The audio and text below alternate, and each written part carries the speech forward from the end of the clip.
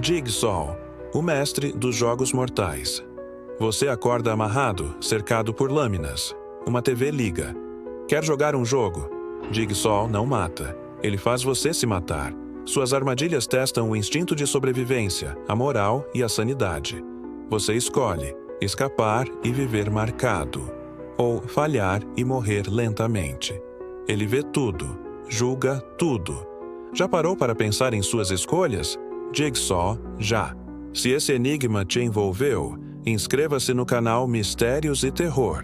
Comente sua armadilha favorita e compartilhe com quem ama jogos perigosos.